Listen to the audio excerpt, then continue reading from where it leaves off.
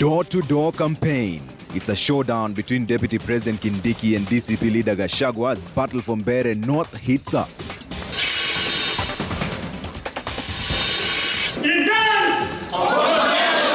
No full-time employment, no classes. Junior secondary school teachers to boycott classes from January to push for permanent and pensionable contracts.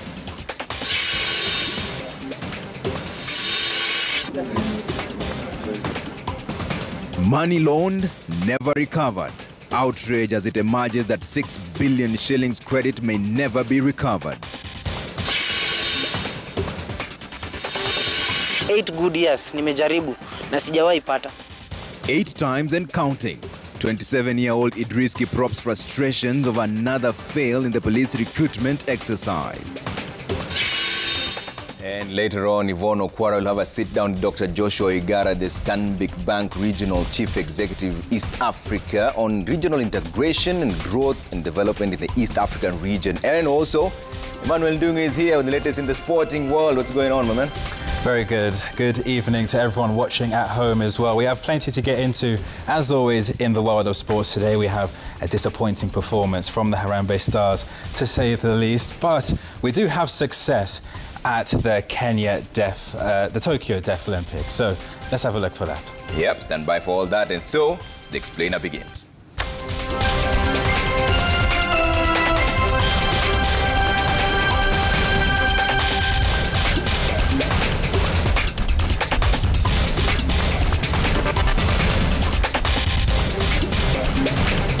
Thank you so much for tuning in. Our sign language interpreter tonight is Njoki Shege. So the education sector in the country could be staring at another looming crisis when schools resume in January 2026. This is after junior secondary school teachers threatened to paralyze learning until they are confirmed on permanent and pensionable terms.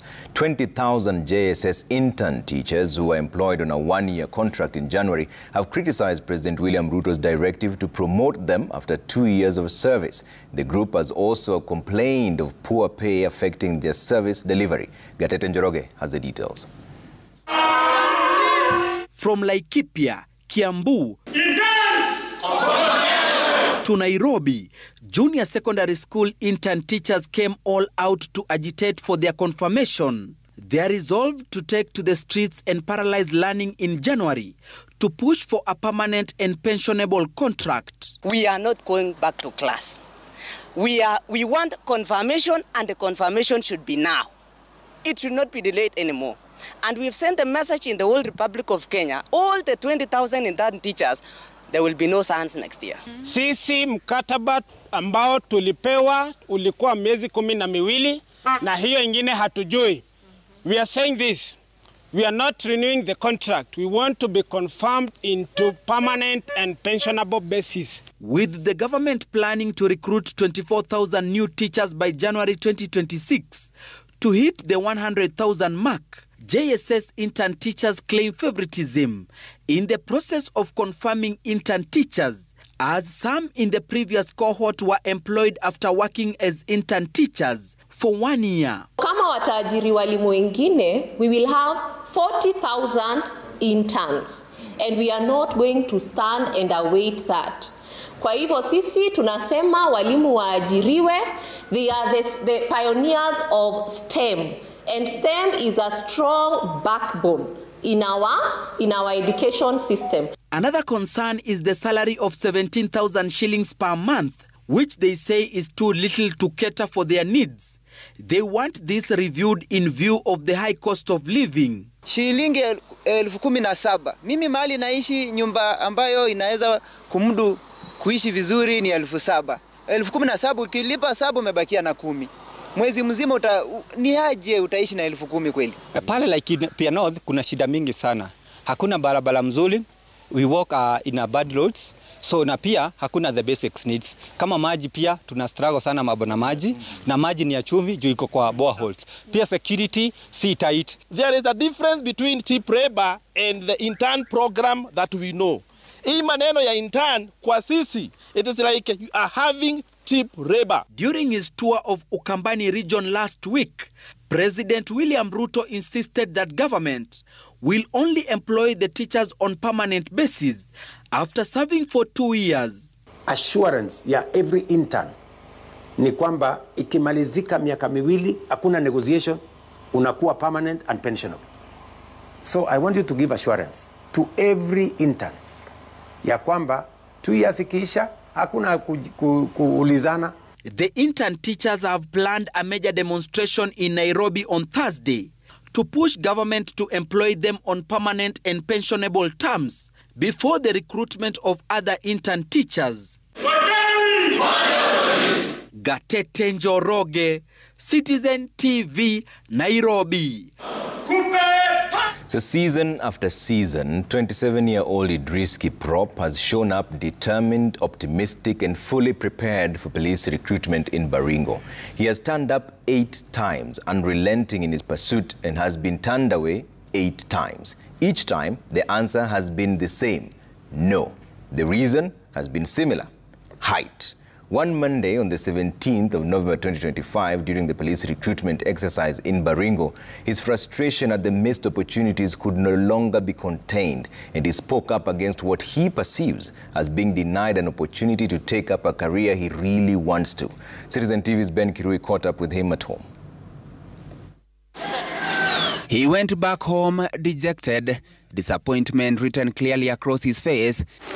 For 8 long years, Idris Kiprop has attempted each recruitment season with the same dream: to don a police uniform and serve his country. Every year in Baringo, he has shown up determined, hopeful and prepared. But each time, a single barrier has stopped him: his height. 8 good years nimejaribu na sijawahi pata. Sasa nashindwa ni kitu gani mimi nimekosa mpaka watoto wengine wadogo mimi nimewalea. Watoto wenye mimi niliwaona wakiwa wadogo na nasaidia wao kuwachunga.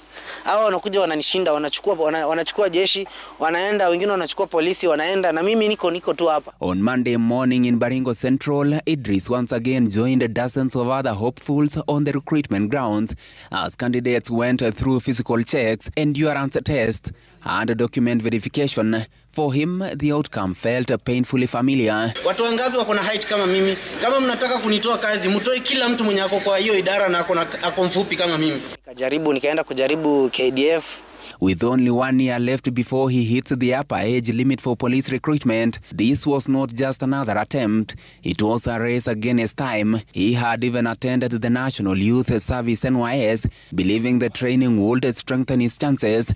Na mimi ni mtu nimeshamaliza NYS, nimeshamaliza ile paramilitary training. So hata saizi akinichukua aende anikutanishe na hao wengine, nitakacha haraka na hawa na niendelee tu na nimalize ni pass out. When the officers ruled him out over the same height requirement that has barred him for nearly a decade, emotions ran high. Frustrated and feeling wronged, Idris confronted the recruiting team, insisting he deserved a chance. Chukua kila kitu. Unaniima height kwa sababu mimi ni mfupi. Watu wangapi ni wafupi kama mimi? Watu wangapi ni wafupi kama mimi na wako kazi? Mimi ndo nanyima, kwani mimi ni nani? Watu wangapi ni wafupi kama wako kazi? Moses Kirong, the recruitment officer in charge of Baringo Central, said the process is strictly guided by national procedures that leave no room for exceptions. He confirmed that the turnout in Baringo Central was relatively low, with only 12 candidates expected to be recruited, a number too small to bend the rules. For Kiprop, the pain of another lost opportunity is hard to come to terms with, especially given the fact that height is a variable he really has no control over. Ben Kirui, Citizen TV, Nairobi. Let's talk about politics now. The political rivalry between former Deputy President Rigathi Gachagua and his successor, Deputy President Kithure Kindiki, is playing out in Mbeere North constituency as campaigns for the Mbeere North by-election gain momentum. The two political heavyweights have been seen conducting grassroots campaigns, deploying the door-to-door strategy and mingling with the locals in eateries across Mbeere in a bid to drum up support for their preferred candidates. Melita Oletenges has the details. A fierce political showdown is unfolding in Mbeere North, where former Deputy President Rigathi Gachagua and Deputy President Kithure Kindiki are battling to prove who truly holds the crown of Mount Kenya politics. Their campaign strategy has now taken a direct approach, engaging residents from house to house and in local restaurants, seeking to persuade Mbeere voters to back their respective candidates, Newton Karish of the DP party and Leonard Wamuthende of the UDA party. Haujatuwekea maji, haujajenga kanisa. Saa hii unakuja unatuambia ati wewe kiongozi wa nani? Waende asiende. Waende wasiende. Si mimi nilitangazia nyinyi. Tumefungua hoteli ya Kasongo na Soprano na Ruko na Karinda na Muthende. Alafu hoteli si tumefunga sasa.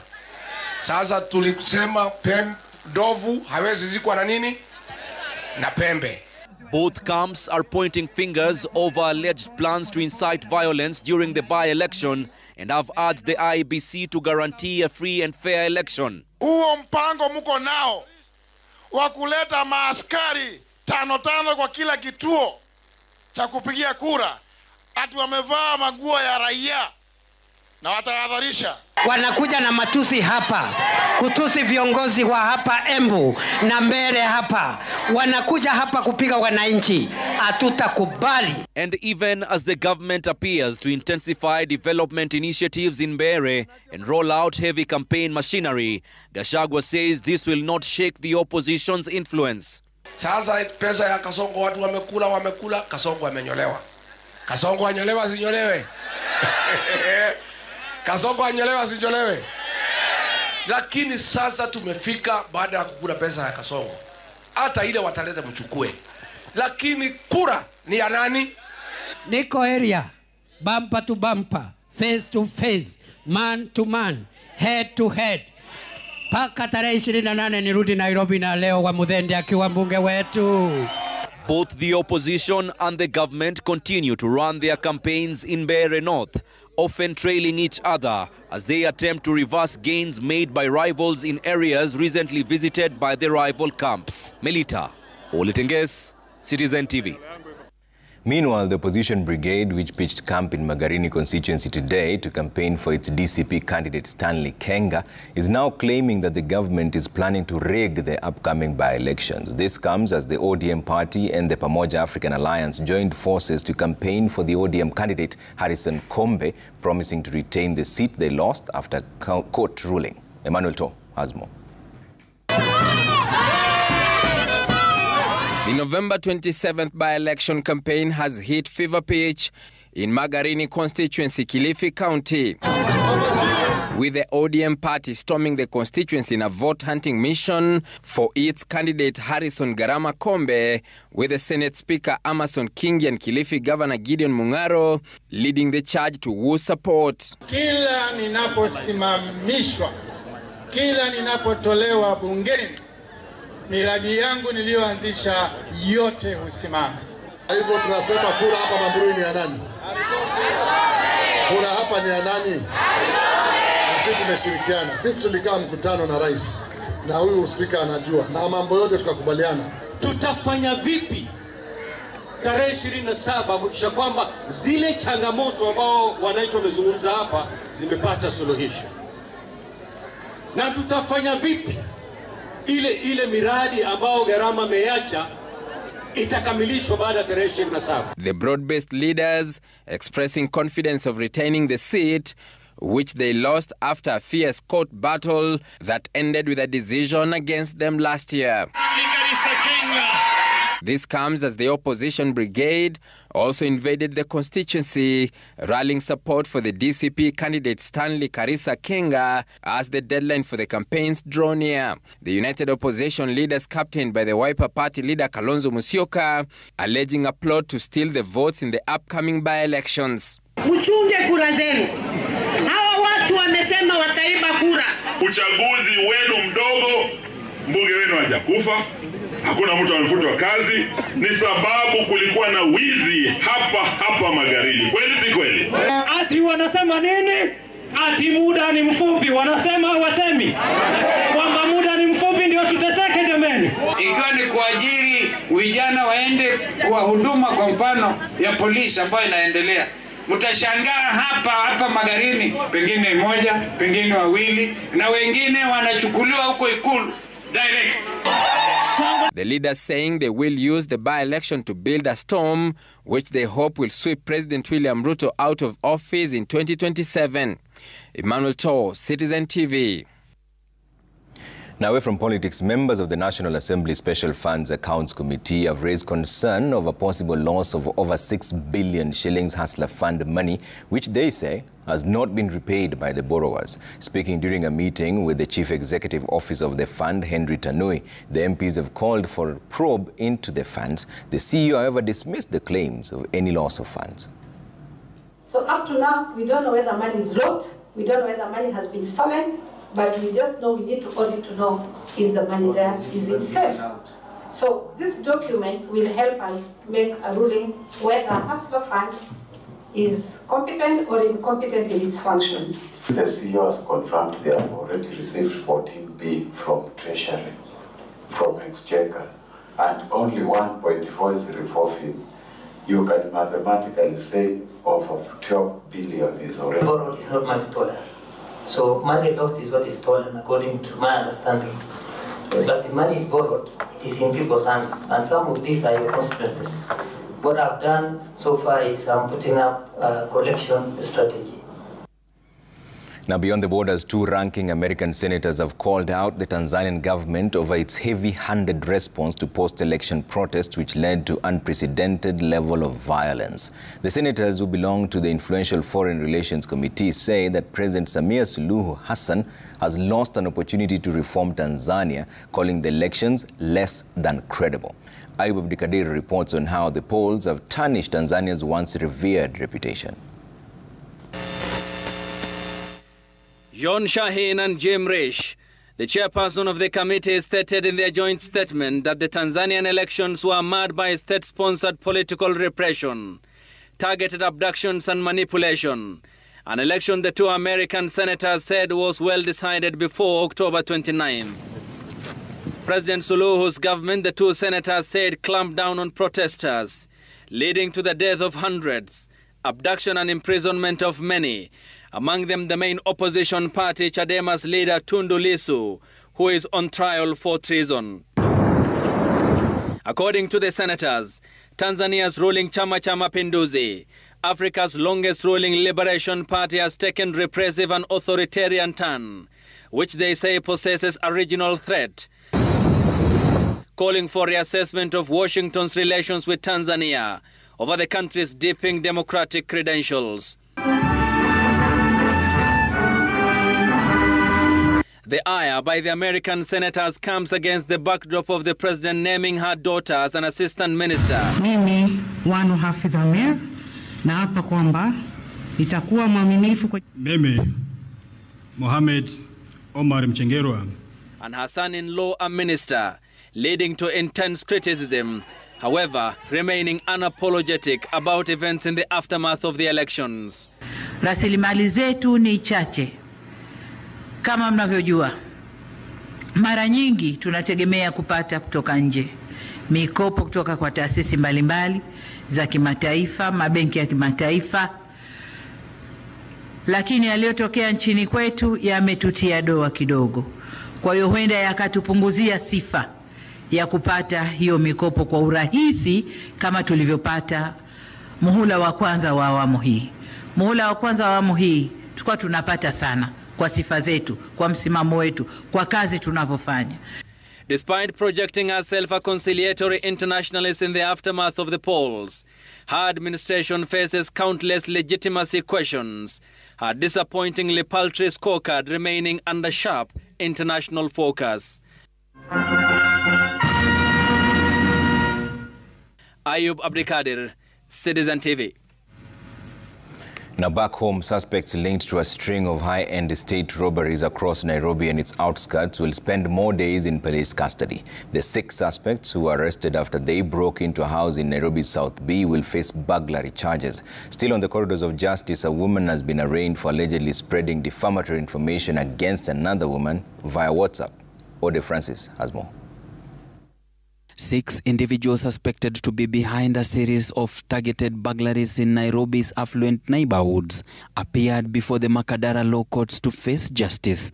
touching the matter in question shall be The lead investigator petitioned to allow detectives detain the suspects for 21 days to finalize critical elements of the case, including witnesses' statements and digital analysis, an application opposed by the defense team. And the suspects, Your Honor, are persons of interest. I have received so many calls from other parts of the country, as far as from Mombasa, the DCI Mombasa, after they had seen the incident in the media, Your Honor. Your Honor, I have to carry out some data analysis on the suspects and also to gather more statements from other witnesses with their own, Your Honor, they come from Parklands and Kilimani too. Submissions fronted by the officer are basically sensational. In fact, the IO has just whispered that the 6th respondent does not have a Kenyan national identification card, and he may be a Tanzanian national. I'll give directions on Thursday. All of them will remain in custody until then. The accused Jacqueline Anzimere, Benson Kialo, Alex Nderi Mbugua, Hiren Achotal Badhia, James Gadhira Njoroge, and Ahmed Ramadan Tandika were arrested at November 16th at Jakim Estate in South Bay. And which case? In a separate courtroom, Nancy Mudhoni Warutumo stood accused of using WhatsApp to circulate defamatory messages. Investigators claim that between October 9th and 26th of 2025, from an undisclosed location in Kenya, Warutumo sent messages to a contact identified as Rose Nduta. The messages, which allegedly targeted Jane Njeri Kamau, read "Conwoman alert. Petal dermatology are scammers. Don't risk your life or money." Content deemed grossly offensive and intended to malign. Ode Francis, Citizen TV, Nairobi. All right, on that note, the explainer takes a quick break. When we come back, Yvonne Okwara will be having a conversation with Dr. Joshua Igara, the Stanbic Bank Regional Chief Executive, East Africa, on regional integration and the growth in the East African region, how to catalyze that. That's coming up on Power Talk right after this break.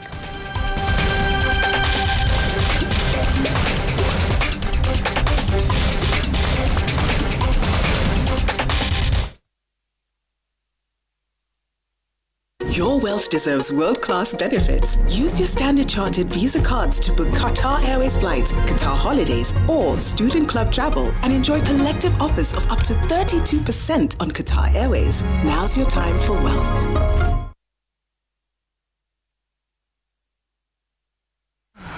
Well, that's the holiday over.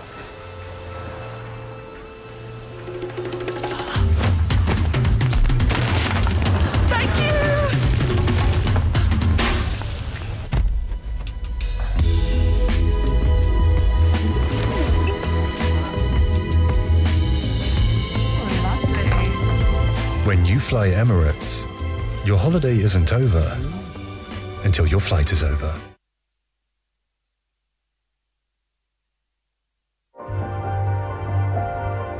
My skin is my identity, my strength. It's unique and deserves care made specially for me. Nivea Radiant and Beauty Even Glow, enriched with 95% pure vitamin C and pearl extract for visibly radiant and even-toned skin in just 2 weeks. Nivea Radiant and Beauty Even Glow. Skin is for celebrating my shade of beautiful. Nivea is for skin. This festive season, begin a story. Qatar invites you to experience a different kind of magic, where every moment feels new, every sunset feels personal, and every traveler is welcomed with warmth. Discover Doha with our festive Qatar getaway from the 23rd to the 28th of December from just $1,385 per person sharing. Explore the dunes and the inland sea on a thrilling desert drive with a barbecue dinner under the stars and wander through the charm of Souq Waqif, where tradition meets the modern pearls of Doha. View travel, moments that matter, memories that last.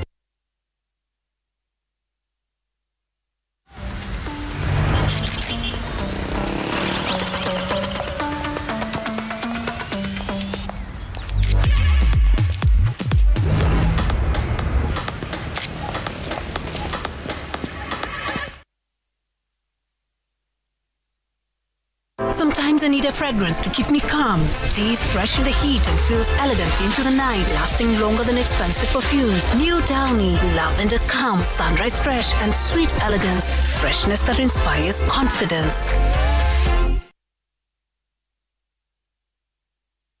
And we need 2 Royco cubes because iron gives you strength to sukuma yourself to be the best you can be.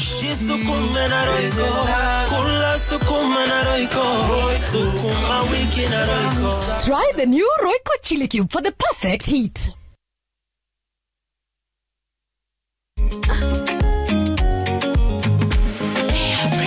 Mimi nasema ugali ya Lea haikuwangi complicated. Ukienda kwa duka tu, ukienda kwa supa tu, kwa afya bora ya jamii, ungapoa ni Lea tu. Guys, mwezeni wait? Bei ya Lea Premium, si complicated. Kupika Lea Premium, si complicated. Unabai, unapika, unashiba. Lea Premium. Lea Premium Flour, nurturing the world. Available in a store near you.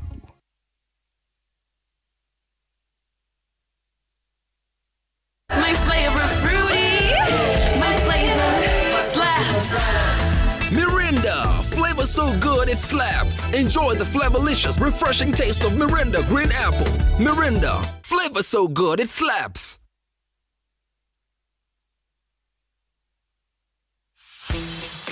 Experience the power of the ultimate glow in our new revitalizing formula.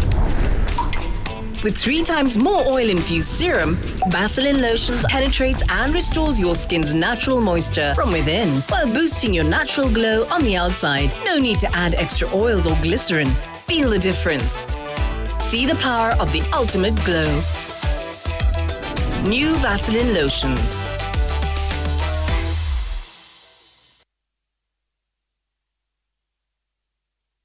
Can you grow your wealth anywhere? Standard Chartered's unique global network and deep local insights give you unparalleled expertise anywhere, right now. Now's your time for wealth. Join Priority Banking today.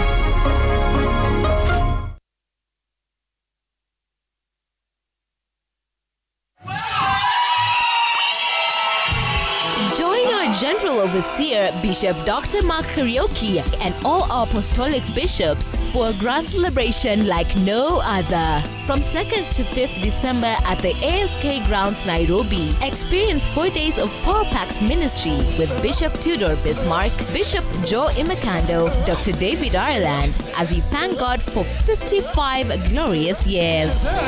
All are welcome.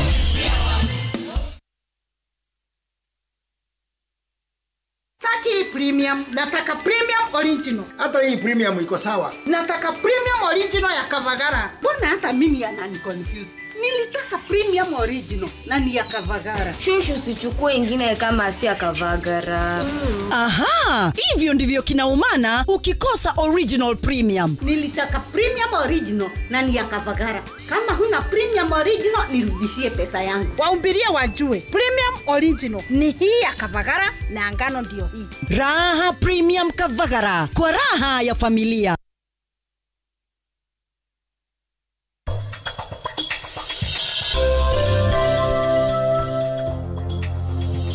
Are you in love with Matthew? Don't you dare lie to me. Tina ndo amekwambia hivyo. I've asked you a question.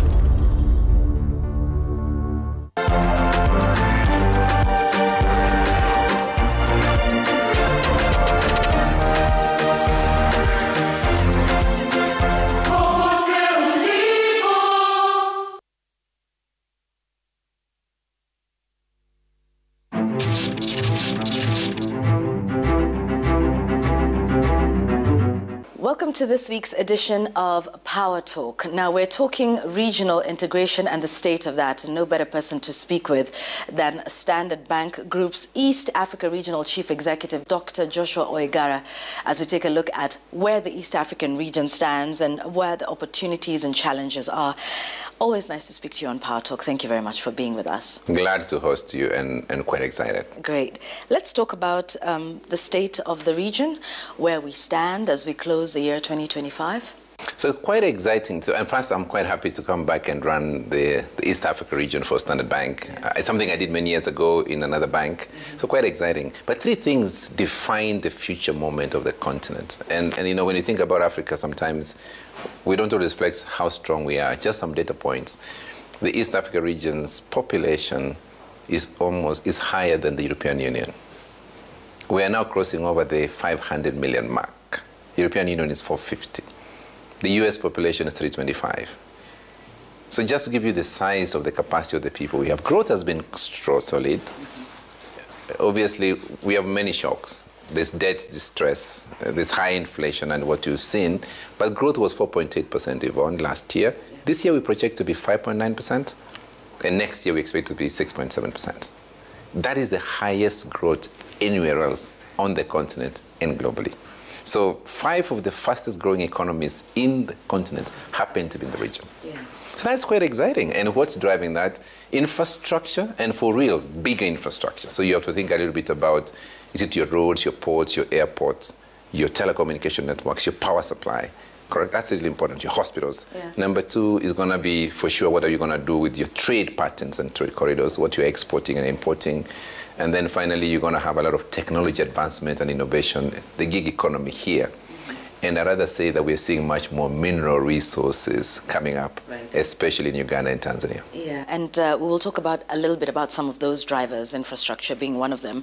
But now that you've talked about the statistics of the region, the population, what's driving growth, let's speak about the integration of the region itself. What are your thoughts as far as that? Are we moving in the right direction? What can we do to accelerate this integration?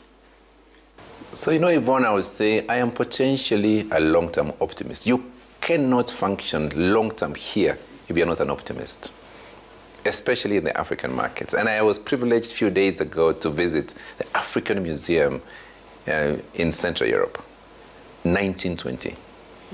And you're looking at the history of the continent from the 20s and now. We don't have a museum that can tell you that story here.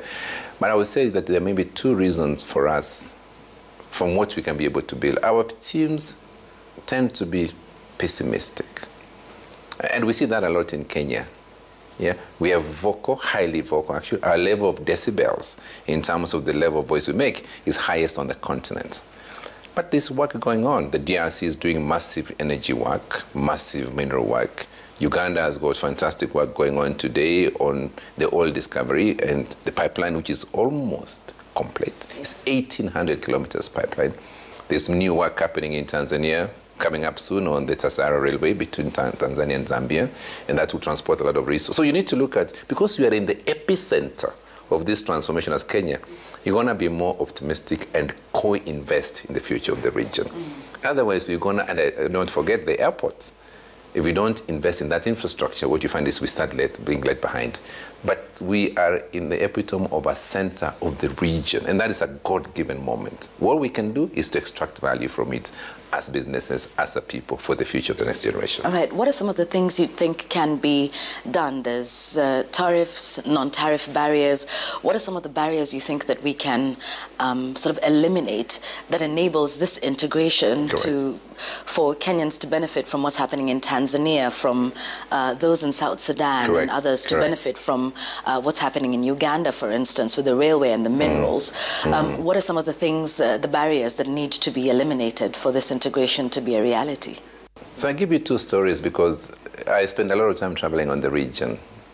And when you speak about Africa level, East Africa is the most integrated. So, you know, that's quite funny. Because if you think about the Southern Africa Development Corporation, SADC, and you think about the ECOWAS, we actually are more integrated in terms of movement. Now, of course, we are not perfect. So we are coordinating ourselves to the European Union. That's something that is different. So it's building on both, saying we have got a good footprint for growth. So how do you allow people to move easily, getting our border controls managed much easier, our licensing of our people moving across corridors to be much quicker, shared resources and infrastructure. Uganda, Tanzania have a very nice way of working together. DRC and Tanzania are very good working together. We have some work to do with South Sudan, with Ethiopia, correct, with Rwanda, Burundi. But we sit on what you call as the most lucrative northern corridor. So that connects us from here all the way to the eastern part of the DRC. It is the most progressive, integrated area. So that's one area we need to be able to do. The second item is the trade agreements. Now, with AGOA having difficulties this year, you'll have to see economic partnership agreements that enable us to work as a common market within East Africa. And there are two things that I'm so excited about. On the macro level, which is an important aspect, we are converging. Interest rates are decelerating today. Exchange rates are getting much more steady, if you look at it. And then fiscal deficits that we worry about are narrowing a little bit to a number of countries. We are looking at those are three main components. When you see that convergence, it is one in a moment. So that's one part for me in terms of the integration that I see for our markets. When we speak about AfCFTA, it's a word that comes up quite often. Many countries have ratified it. Correct.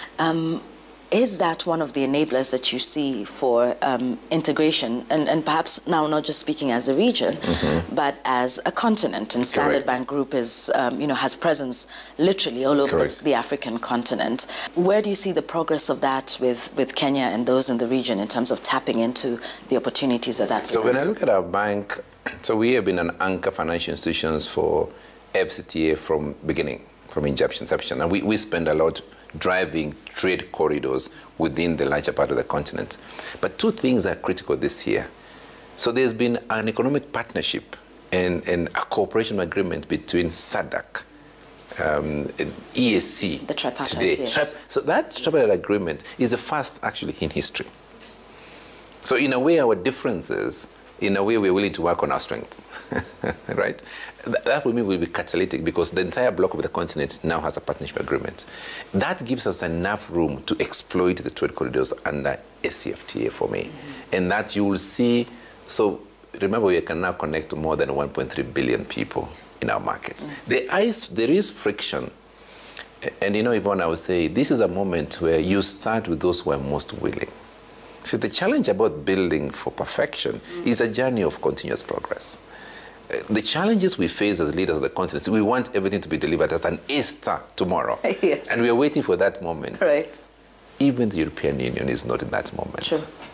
So that's for me, all trade corridors, including the Asian region in southern China and Asia, they're not in that kind of moment. Yeah. So if few countries of the 54 are ready to progress, I think we need to kind of take the low-hanging fruit and exploit the potential. And for Kenya, this is where exports of talent, we are naturally talented on skills, technology, go anywhere in the continent, find our people. You find manufacturing bases. The biggest export partner for us is Uganda. Correct. Yeah, so it's the coalition of the willing, right? Absolutely. Build that, start with that, and then progress. What do you think are some of the other regions' enablers? So those for me will be, but then you have to go back and build. This is an issue we argue a lot, infrastructure. I come from a tea growing area. My dad has a 25 acres of land, and then we were building that, in two different places. He was a tea farmer. If you can't take the crop to market, it doesn't matter whether you have purple tea or pink tea, it does not matter to you anymore. Are we exporting products beyond EAC? So one of the things that we're looking at when you go into the western part of Africa, you find products straight into Europe. So do we have a way of getting our products into that side? When you go into South and Central Africa, you find a lot of products from the south. Do we reach, those countries we are not able to reach today? And maybe we can say the north is perhaps too far for us for the time being. Then the other part I would say is an economic partnership agreement with the Middle East. So Kenya has set up a unique model of the first commercial agreements with the UAE. Yes, yes. Now, many of us see UAE as a place we go and visit, right? But it's largely a very strong economic anchor for the continent. Flows of capital are moving into the Middle East, whether it's Egypt, whether it's UAE, whether it's Dubai, whether it's Jordan, whether it's Saudi. Our agricultural products actually, Yvonne, are moving in those markets. Yeah. So if you think about a new nerve center, so one is the European corridor, where traditionally we have historical rails. One is a commercial corridor that we can use for UAE. Now, Kenya can take advantage of that and bring in the region. Right, and there's talks of ratifying that economic partnership I'm waiting forward that we for it, have actually. with the UAE. Right? And remember, Kenya has a facility letter already with the UAE yes. for financing agreement in 2024. That's Something right. to salute the leadership of our nation on this. Yeah, so it's been about 15.6 billion. That's the trade between both countries. So hopefully that that increases when that agreement becomes ratified, at least in Kenya. As we can I say one more yes, thing? Then we must be able to exploit the market opportunity for what happens. UAE is a big market. This is potentially, if you think about the size of the economy, it's potentially going to cross the $1 trillion mark. That's huge. Correct. I mean, African economies combined, we are not even $1 trillion. We're not even $500 billion yet in the region. So think about, they love, and I give an example like agriculture. They love food products. Are we delivering the quality consistently into the clients in that market? Are we going to lose that to Brazil, to Argentina, to Australia? Avocado production, strawberries production. Are we doing that? Meat production. Are we doing that for sure? It's one thing to speak about the opportunity. It's another thing to have dedicated entrepreneurs taking advantage of the market. And this is the moment for the East Africans, particularly those in Kenya. How is Standard Bank Group catalyzing growth in the region? What's the role that you're playing in this? So we're a bank whose core belief is Africa is home and we drive our growth. So every trade corridor, so we're the largest bank that provides lending and financial solutions for some of the most complex issues in our markets. So just right here from our partnership with the Expressway in Nairobi that a lot of people complained about, but today, if you shut it down even for an hour, you see the problems that you face here. And then we bring in special skills to be able to do so. Infrastructure, we have a massive agenda at the group level today. We are committing more than $30 billion at the group level, $1 billion equivalent for Kenya to support infrastructure progression and growth. Agriculture, we're the largest lender for farmers, across all, but large-scale farmers, across all segments. We then work with technology providers, largest providers for that. Mining, we're quite well known in those segments. So that's one part about financing. We also bring in trade connectivity to China. One of our greatest anchor partners, Standard Bank, is the Industrial Commercial Bank of China, which is the largest bank in the world today. That's the second part of those corridors that we're going to be able to build. And then number three, because we are third largest financial institution in the region, with our business in Uganda, our business in Tanzania, business here in Kenya, we're able to do a core lending partnership for clients across one rail in the market. And I'll just give you an example. We're the only institution that is partnering for the pipeline from Hoima all the way to the port of Tanzania. There's no other institution. Now, there are many questions asked, but we believe that and it also drives the question of sustainability. Because it's climate change, adaptation and mitigation. It's a massive challenge we face. We see our farmers struggling with changing weather patterns. How are you financing them? Yet, if you actually invest in the pipeline, the economic livelihood of the people of Hoima and the region is uplifted. So they have better clean fuels, they have clean energy, they have got housing, they have got healthcare. Naturally, you start addressing the consequences for climate change. Indeed, indeed. We close, maybe just give you a minute to look into the future for the region. So, it's quite exciting for me when I look at the opportunity for the next 5 years. This region is projected to have, the economies will reach more than $250 million by 2030. So trade is seen to be able to move it from the current, 15 to 20 billion to grow to 30, 40 billion by 2030. And what I would say for a bank of our size, we're a bank that has got the capabilities. We've got across all business segments, by the way, and it's an important question you asked me. So I spoke a lot about the large clients, but also we're powering a lot of our small and medium enterprises, the small entities, the MSMEs, the micro enterprises. We're working with women entrepreneurs to be able to give them funding to catalyze their businesses. We're also working a lot to expand our personal banking for individuals who are doing business and giving them both asset management, investment, and insurance. So this is the moment to collectively build the future of our markets, not just for us today, but for the coming generations to grow to. And it's a moment for us to be, it's historic, it's defining, and you have all the support, and Standard Bank will stand in the way for every single partner to make that growth. Thank you. Super. Thank you very much. Collectively building. We thank you for being with us on Power Talk as we look to the future for the region, the challenges, how we can mitigate those, but most importantly, the opportunities and how we can build on those, particularly in the region. That's Power Talk with Standard Bank Group East Africa's Regional Chief Executive, Dr. Joshua Oigara.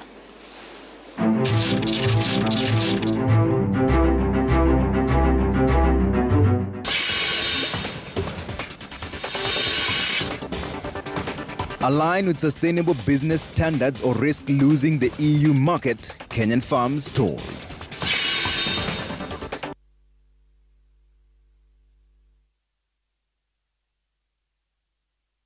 Whenever you fly to space or take your first step as baby, SoftCare always stays with you.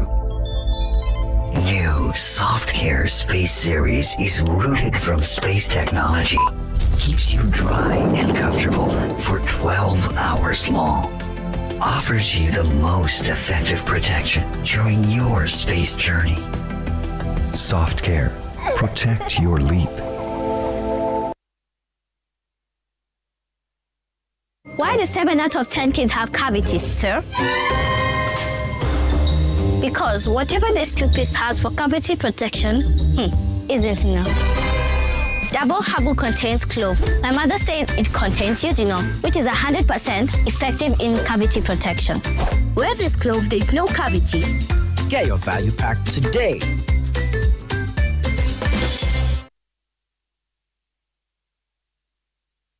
Wase, mko ready to flip that trend script? With Kenya Mortgage Refinance Company KMRC, your rent can now build your own keja. Get a home loan with a fixed single-digit rate chini ya 10% and repay pole pole for up to 25 years. No more landlord stress, just peace of mind kwa nyumba yako. KMRC home loans are available at leading banks and SACCOs countrywide. Jijenge na KMRC, rent yako, keja yako. Make your rent work for you.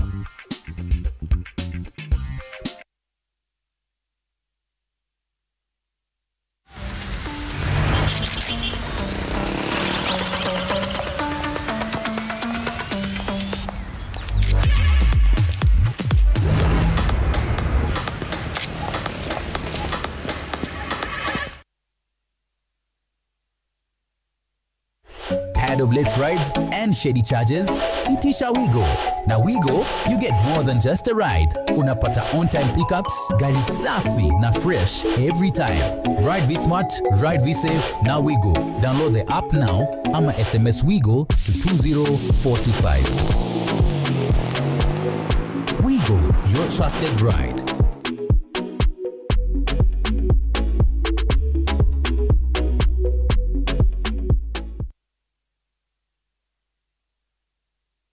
Welcome to the Mangu Gardens Open Weekend on the 29th and the 30th of November 2025. Mangu Gardens boasts premium serviced eighth and quarter-acre plots located off exit 16 of the Thika Superhighway. You will enjoy graded roads, a perimeter wall with a gatehouse, power and water on site. You get to select your preferred house typology from available options. Plot prices start from 4.5 million shillings. Titles are ready and financing is available from HFC. Text Mangu to 21938 or call us on 0793 888 833. Come, find out more at the Open Weekend.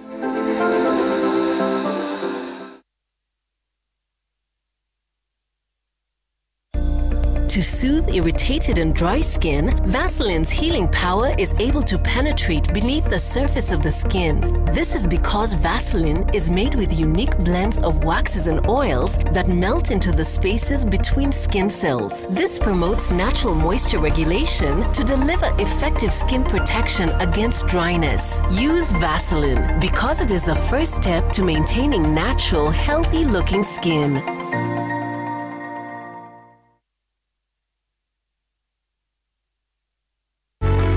In the fight against cancer, cancer, clarity changes everything. The PET CT scan at RFH Cancer Center detects active cancer cells early, revealing where they are and how they're behaving. With this insight, our experts plan a precise, targeted attack, protecting your health and boosting treatment success. To win, you must first see the battlefield. RFH Cancer Center, the power of precision seeing.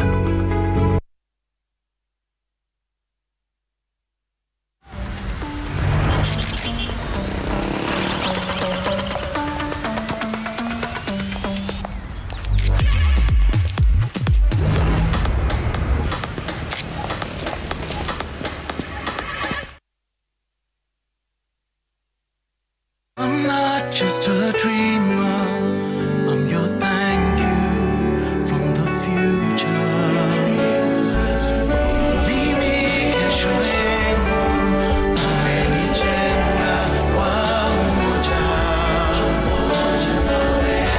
I'm that possibility, sparking from the chance he gave to that child. Mimi kesho yako.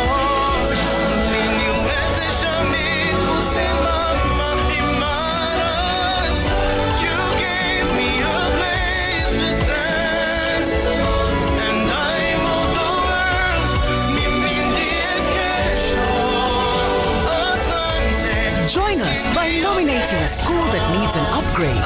Together, let's transform education and create the citizens of the future.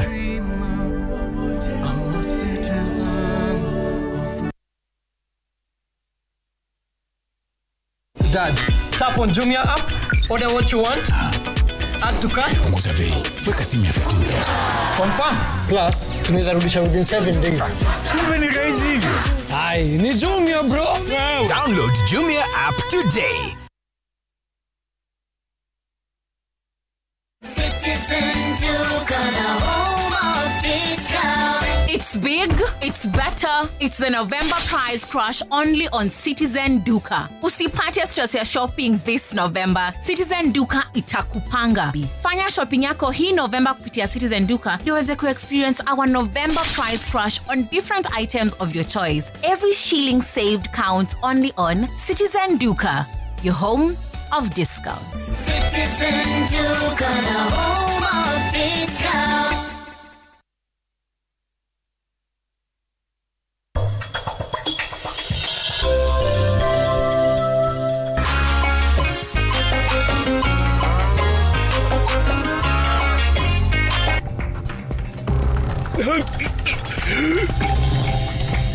What's happening?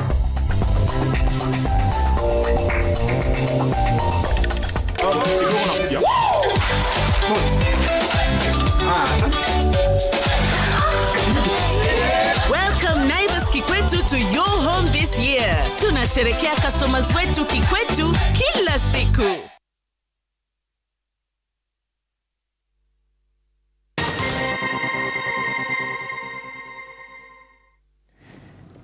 Thank you for staying with Explain. And our family in Hagadera in Garissa County is demanding justice following the murder of a 9-year-old grade 9 pupil who was defiled and murdered by her uncle. Safia Abdi Bilali died in the hands of a guardian who was taking care of her after the death of her parents. Safia had just done her KJSEA assessment before the incident. Franklin Wala has the details. It is a case that has shocked the community. 16-year-old Safia Abdi Bilal, who had just completed her grade 9 level of education having sat her KJSEA exam, was allegedly defiled and murdered by her uncle. Safia was raised by her father, and her uncle would mind her and 4 other siblings when her father left for work as a watchman during the night. Life will take a turn for the worse on the 16th of November. It is alleged on the fateful day her uncle defiled her. When she fought back, she was strangled, defiled repeatedly and murdered. Mamake aliaga dunia, alikuwa hana mama na alikuwa analala na babake midogo. Kama yeye anatunza hiyo mtoto, ndio sasa aliua na alifanya rape. Efforts were made to conceal the murder. The uncle Hussein Shafi Bilal is said to have taken advantage of the minor during the night when the father was away. The incident happened inside this house within Hagadera refugee camp, Bohol 5. Even though Safia has been buried and at least 4 suspects arrested, among them the prime suspect, a devastated family say this is not enough. They want justice for the young soul. Yes, the suspect strangled and raped the minor repeatedly. Another child who witnessed the ordeal was also threatened by the suspect, who was by that time having a kitchen knife. The 4 suspects arrested include 20-year-old Hussein Shafi Bilal, Zainab Salat Samatar, Alima Yusuf Moge, and Abubakar Abdullahi. They have been presented in court and police have been allowed 20 days of investigation. Franklin Wala, Citizen TV. That unfortunate incident now. The late Wells Fargo HR Director Willis Ayeko's killers withdrew $145,000 from his account. An M-Pesa shop attendant has told the court as much. Now, he testified that a middle-aged man used the deceased national ID card to make withdrawals of 45,000 shillings, 30,000 shillings and 70,000 shillings in separate installments. CCTV footage played in court showed that the suspect receiving the cash before leaving the shop. The prosecution presented the footage as part of efforts to link the transactions to the suspects on trial. Willie Lusige has more. As the murder case against 3 suspects accused of killing Wells Fargo Human Resource Manager Willis Ayeko continues, the Siaya High Court heard how a middle-aged man withdrew money from Ayeko's M-Pesa account using his national ID card. M-Pesa attendant Anthony Gitonga narrated that a man wearing a blue jacket and spectacles arrived at 6 a.m. on 19th October 2024 and made 2 withdrawals using ID card bearing Ayeko's name. Kaniambia kama naweza withdraw kiwango ya 100,000. Kwanza ni withdraw kiasi ya 40,000. Alikupatia kitambulisho chenye jina la nani? Willis Ayeko. Gitonga added that the same man returned the following day and made another withdrawal, although he was served by Gitonga's colleague. Alitoa pesa ngapi? 45,000. Gitonga told the court that although he suspects the customer might be among the 3 suspects, he could not positively identify him, saying the man he served wore spectacles. The next hearing is scheduled for the 23rd February 2026. We are told Ayeko went missing on October 18th, 2024, and his vehicle was found abandoned in Sabatia. His body was discovered 6 days later in a stream along Siaya Kakamega border. Willie Lusige, Citizen TV, Nairobi. So please assume that.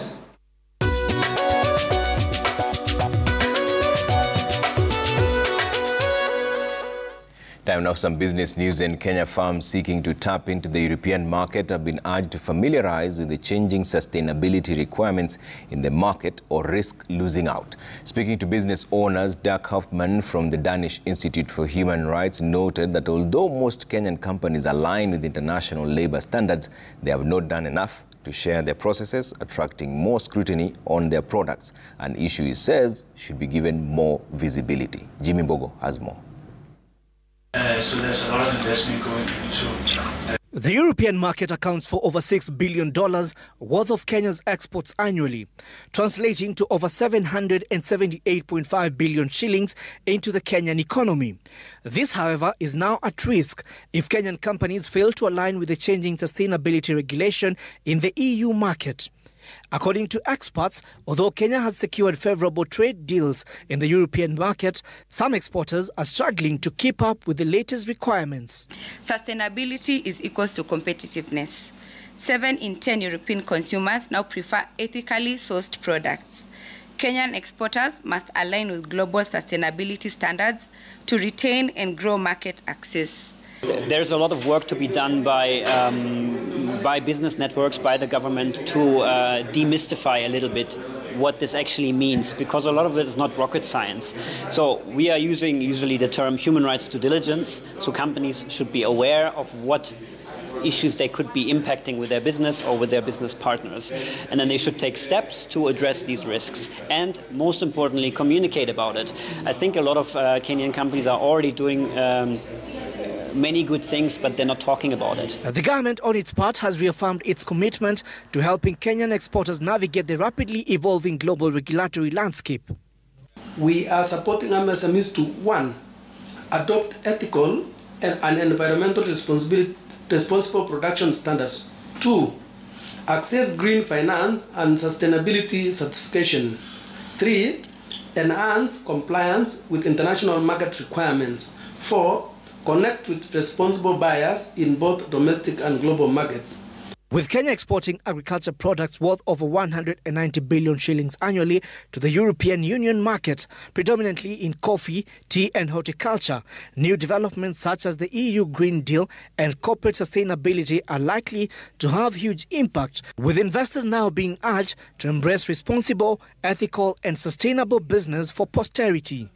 Jimmy Mbogo, Citizen TV, Nairobi.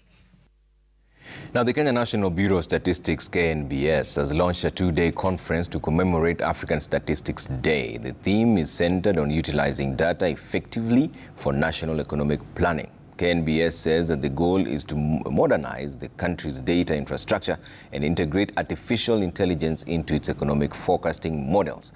Officials believe that AI will provide more accurate and timely insights to guide both the national fiscal and monetary policies. The conference will also address significant data gaps at the county level with a view to strengthen devolution through better resource allocation. Additionally, this gathering serves as preparation for Nairobi's hosting of the Global Data Festival in 2026. That is ending at the county level, but that is still not enough. We want more granular data. Actually, statistics is more useful when it is broken down to a much lower level. And that much lower level, that's where you also want to meet Mama Mboga. You've done it up to the location level. You've done up to the sub-location level. You are getting to the village. You are now reaching the traders, getting to know where do we get this particular item that you are selling, and where is it cheap, and how do we get it from there to where you are, so that you are able to stabilize the prices by getting it from the cheaper areas and reducing the cost of buying this particular item when it gets to the place where the trader is. The work they are doing really complements what we are doing. In fact, everything that KNBS does, data collection, data analysis and reporting, is what informs the direction which we take in terms of budgeting, in terms of planning on a monthly basis. If KNBS does not give us CPI, then by the end of the month, everybody will be up in arms, including Central Bank.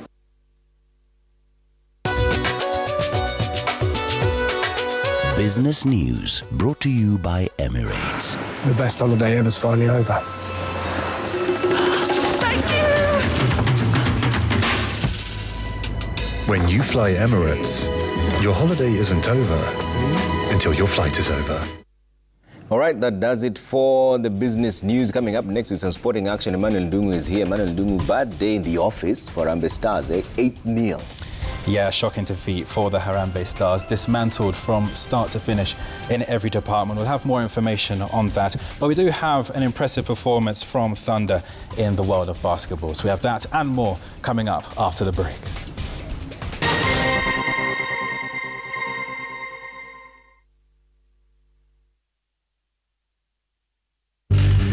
Kuwa Mkenya ni kujitambua na kujua kila moment inaweza kuwa ile moment.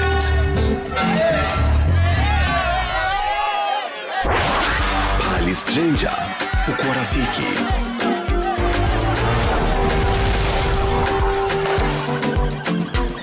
Tunauza na kuinspire.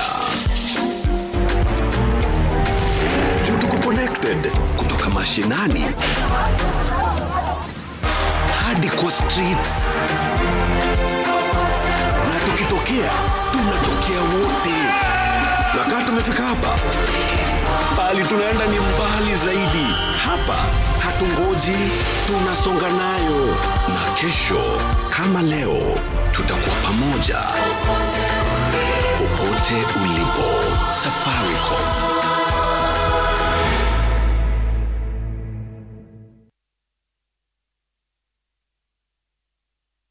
Are you a Kenya government civil servant na uko na emergency? Usijibox kwa noma. Borrowing on MyMobi has never been easier. Simply register, apply, approve, and get your cash in minutes. Dial *531# and get up to 20,000 shillings to sort your emergency and pay from your next payslip. No paperwork, no drama. Ni wewe tu na simu yako. With MyMobi, now you're in control.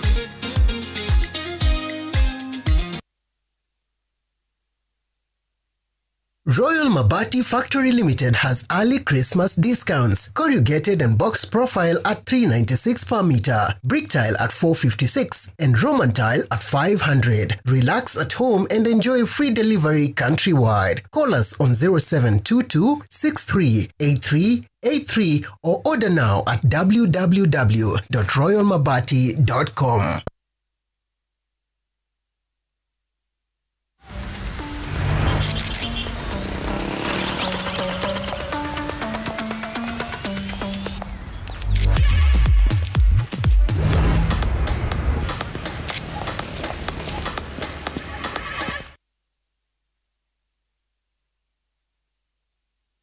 On Saturday, December 6, all roads lead to the Great Chepsaita Cross-Country Run, the run for education.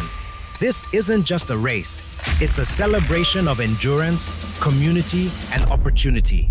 We run to support education and open doors for young learners, so lace up, show up, and run for the cause. Join us in Chepsaita, where champions are made.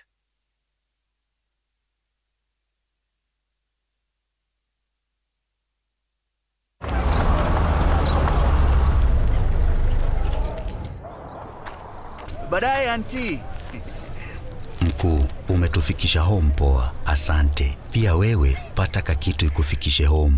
Nunua any 280-gram Cadbury Dairy Milk Packs ama Cadbury Drinking Chocolate. Visit cadbury.africa uandikie someone special your heartfelt message ya kumshow thanks. T's and C's apply. Cadbury, there's a glass and a half in everyone.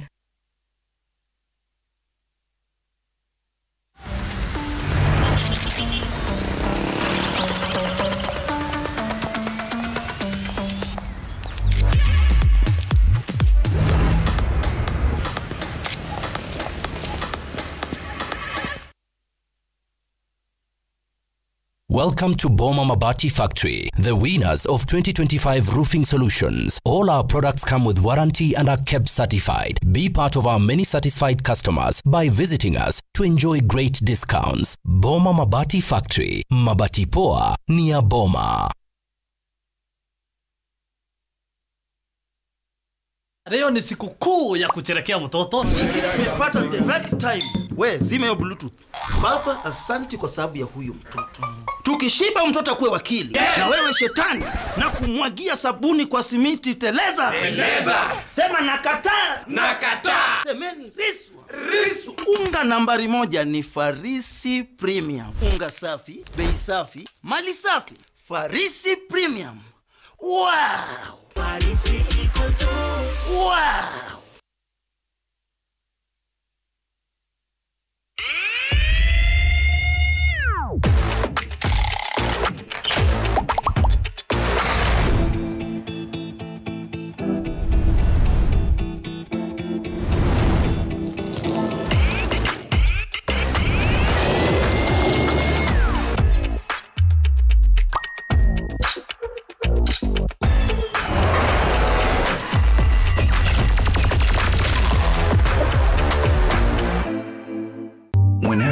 Fly to space or take your first step as baby, SoftCare always stays with you.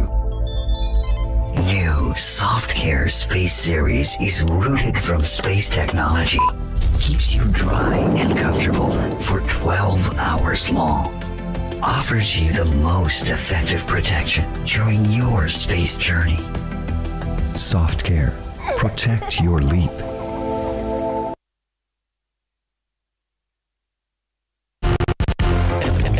Friday, 10 p.m.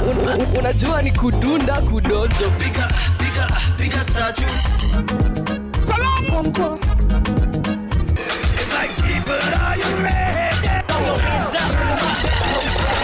Akufa juu, kila mtu hapa ndani kufa juu. E for the energy. E for the vibe. Say E for the energy. Unaweza niita media messiahs Kosombora.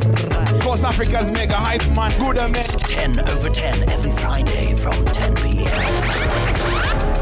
10 over 10, brought to you by Drip ni PM, Ngoma ni FM, gwiji wa content, art ni vibe, mzing wa street. Jishikia boti ya Chrome, scratch label, tuma code kwa 22110. Kromoka. Wezesha biashara na Absa One account. Sort biz yako with an SME loan. Download the Absa Kenya app, open an Absa One biashara account with 0 monthly fees. Absa, your story matters.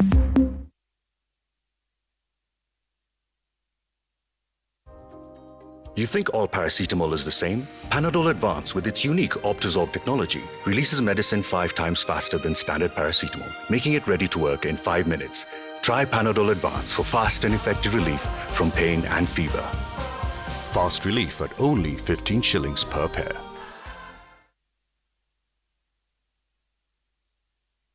Dad, tap on Jumia app, order what you want, add to cart. Punguza bei, weka simu ya 15,000. Confirm. Plus, tunaweza rudisha within 7 days. Kumbe ni rahisi hivyo. Ai, ni Jumia bro. Wow. Download Jumia app today.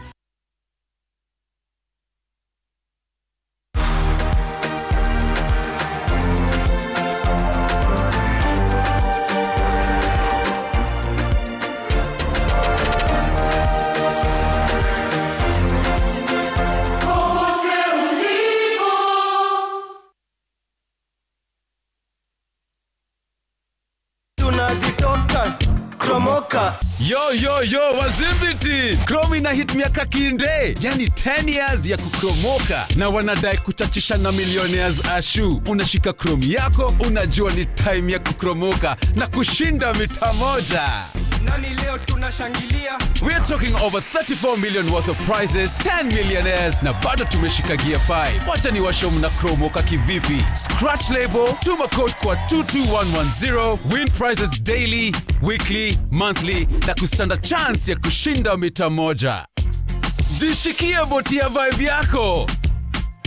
Drip ni PM, Ngoma ni FM, gwiji wa content, art ni vibe, mzing wa street. Jishikia boti ya Chrome, scratch label, tuma code kwa 22110. Excessive alcohol consumption is harmful to your health, not for sale to persons under the age of 18 years. Promotion is licensed by BCLB.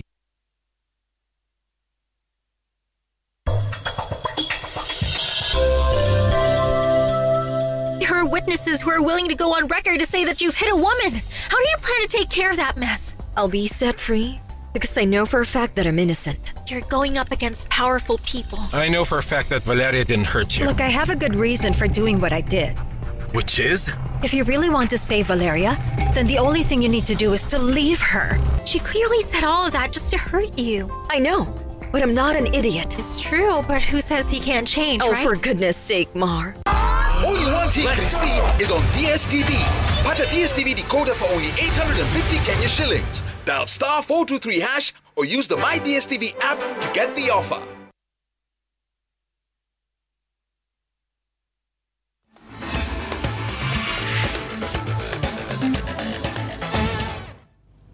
Let's now get into the sports. The Harambee Stars suffered a shocking 8-0 defeat against Senegal in an international friendly match in Antalya, Turkey.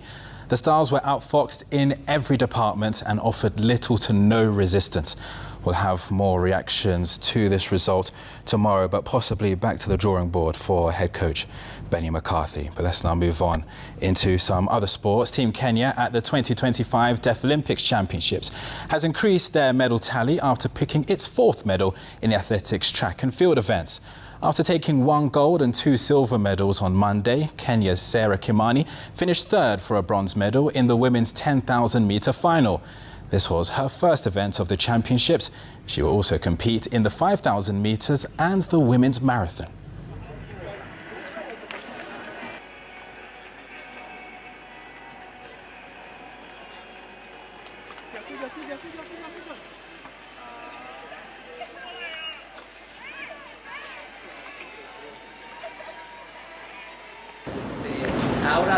I'm so happy that God has given me this victory, and even competing with these other different countries, it has not been easy, and God had really given me an opportunity to participate in this. I'm also shocked, and I really thank God for this achievement. Moving on, the winner of the 2025 edition of the Rashid Abdallah Super Cup will take home a brand new trophy that has been shipped from Italy. 4 teams, 3 from Kwale County and 1 from Mombasa County, will contest the semi-finals on Friday and Saturday. The teams witnessed the unveiling of the new trophy at the Kwale Stadium, the venue for the finals to be played next month.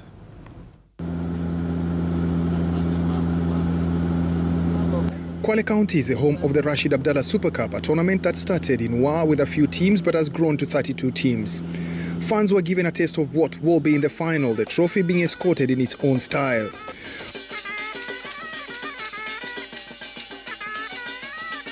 Borrowing from the major football tournaments across the world, the trophy will only have a chosen few touching it.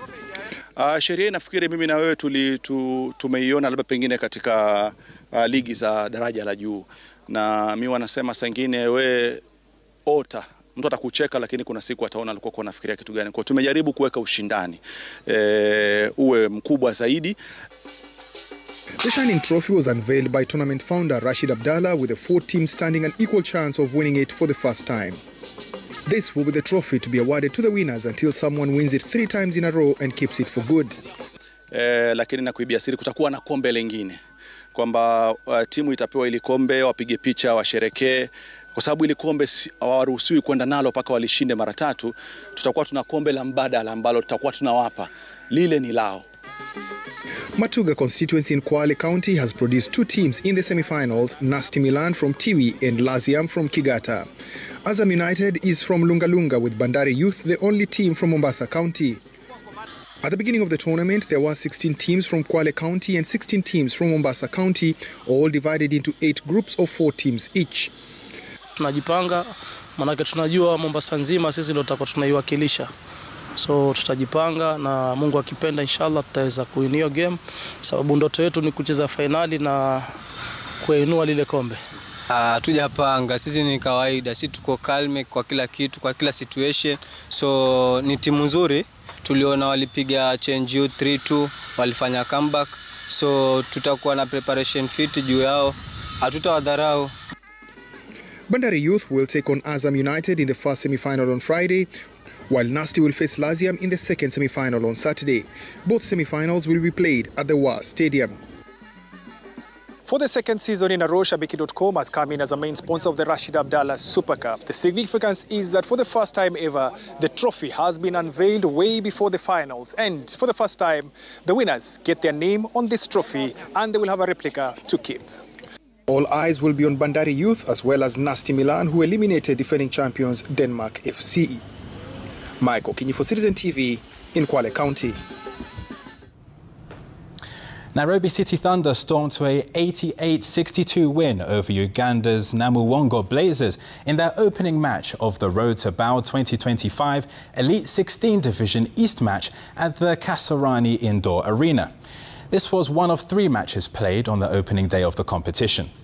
The Ugandan team was the quickest out the blocks, racing to an early 11-5 lead as Thunder struggled to settle in the match. Thunder closed the gap to 15-10, then scored 5 straight points to tie the game at 15-15. Despite taking the lead thereafter, Namuwongo clawed back to tie the game before taking the lead again at the end of the first quarter. Thunder came back stronger in the second quarter to outscore their opponents and take a deserved 43-40 lead at half-time. Thunder ended the third quarter with a healthy 51-65 lead before comfortably taking the fourth to win the game 88-62. Thunder will play the Johannesburg Giants in their next match on Thursday. Splash it in. And the Thunder with some life.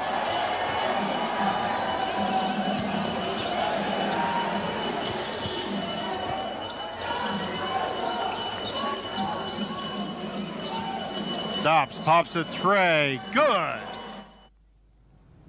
In more sports, Kenya today lost her second match in 2 days at the ongoing Women's Kabaddi World Cup in Dhaka, Bangladesh. In their first match against Chinese Taipei, the Kenya girls got a rude welcome to the tournament, losing 36-16 in a match that the Chinese dominated in both halves. In the second match today against Iran, Kenya were once again caught flat-footed as Iran ran away with an 18-5 lead in the first half.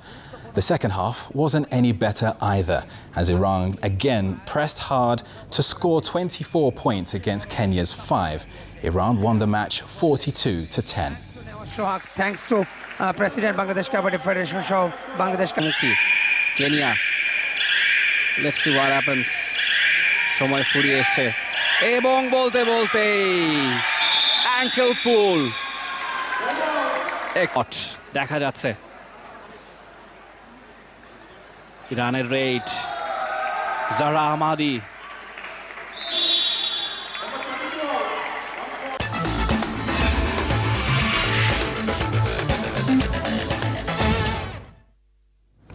So that's all for the sports then today, this Tuesday evening. Like we said earlier in the bulletin, we'll have more information on that Harambee Stars defeat and more information on Junior Stars versus Somalia as well. Yeah, Monica says she doesn't understand your English. You know, she's from Kanywa. We can hear the laughs in the background now. Well, she's doing just fine. She needs to teach me more Kikuyu, so that's Monica's challenge there. Brilliant. It's good to see you, Emmanuel Dungan. Thanks for the sporting action. That's where we wrap it up for now. On The Explainer, we're sitting in for Yvonne Okwara. My name is Trevor Mbija. Bye for now. Bye.